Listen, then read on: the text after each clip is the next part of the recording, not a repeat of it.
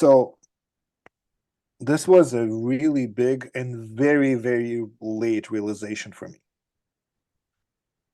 Marketing is not step one or even step two. There are prerequisites you need to understand about what you're selling, who you're selling to, why you're selling it, why they would buy, how much they would pay. It's not like you build something and then you market it. This part, the conversations, the research, the understanding what you're marketing, what you're actually selling, why people would buy that, that is something that most books, advice, and developers who are trying to build a business skip.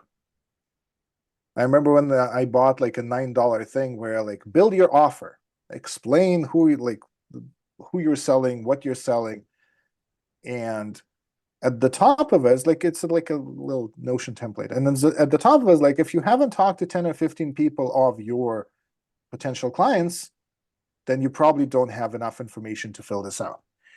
And I looked at that, and guess what? I didn't go to talk to 10 or 15 people because I had no idea how to go about that. Like I didn't know where to find them. I didn't know what to ask. So I just filled out that template based on what I understood. And of course it didn't work because it was based on what I thought people wanted and not on what people actually wanted.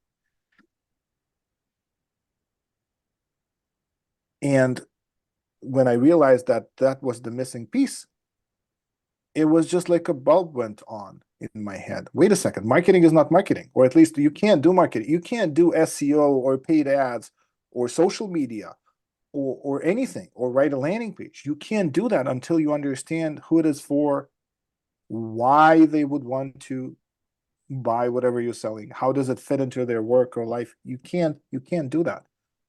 And if you do that, success becomes random.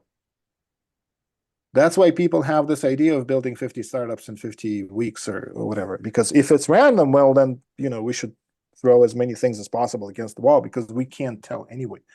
Now, I'm not saying that what we're doing here removes all randomness. There's enough randomness left. But having these conversations and understanding what people want removes half, maybe 3/4 of that randomness.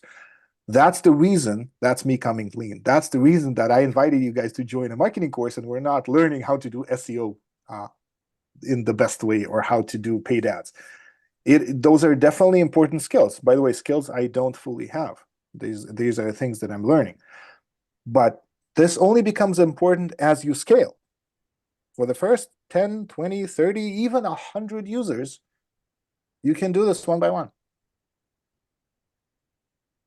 I got half of my followers on Twitter, about 1,500 or so, kind of roughly, one by one, having a conversation with each individual person. This is not the same as getting them to pay for a product, but it is in the same realm. I have a bunch of people who came from just viral tweets, like a few viral tweets that aren't really my core audience. But I did talk to most of them, and for the first, until I reached 2,000, I had an auto DM set up for every follower, like, how are you doing? What's going on? What are you working on?